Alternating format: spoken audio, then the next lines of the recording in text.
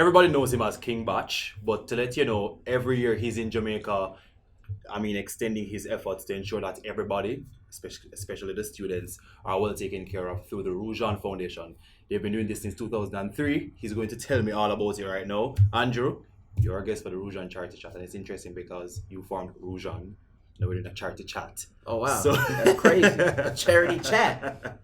So Double C, yeah, double C, CCs. double C. So before we get into that, what was the inspiration behind forming the organization? It started off as a school trip. The project was to pick a place in the world that we wanted to give supplies to and mail them off, like books or whatever.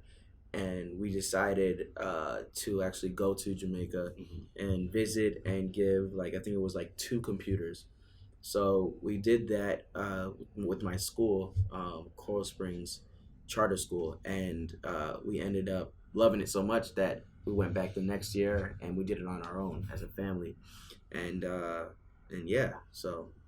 And looking at Rujan then and now, what is the biggest change you think was there? Oh wow! The first of all, the awareness, because back then nobody knew what was going on. We just went down there like, who are these people trying to give us stuff? But now it's like it's a big known thing. We go out there. We have our sports camp. We have the acting workshops, the self esteem workshops, the dancing, and it's just the list goes on and on. So now it's an event.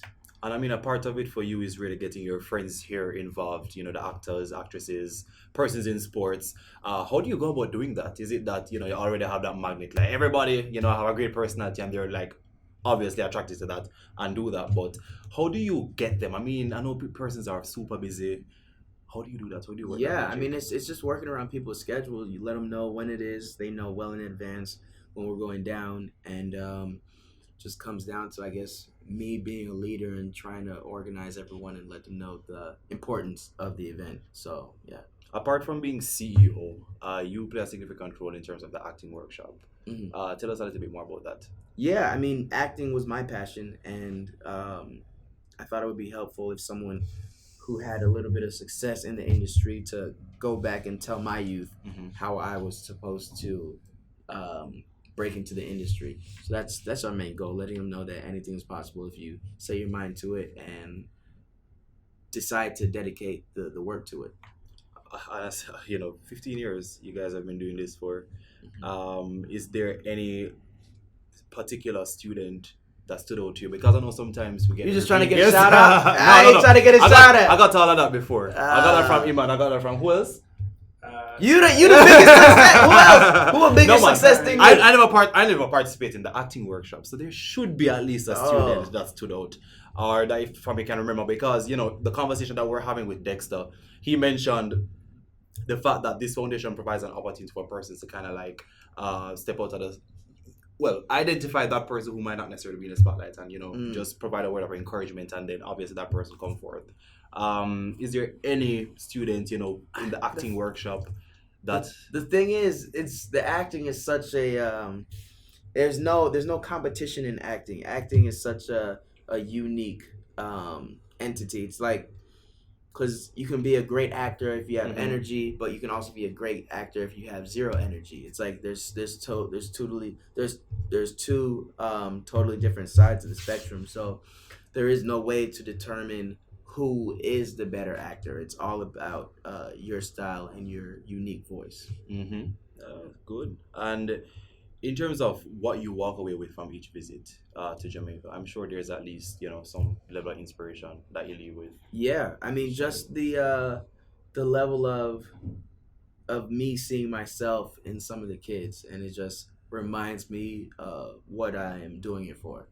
So when I look at these kids and I see the eagerness to learn, whether it be through the acting or the sports or whatever it is, it's just it shows me that we all have to start from a place, and we just have to keep our vision on the goal and never give up.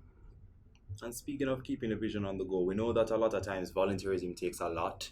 It can take a lot mentally. It can take a lot out of the pocket. Yeah.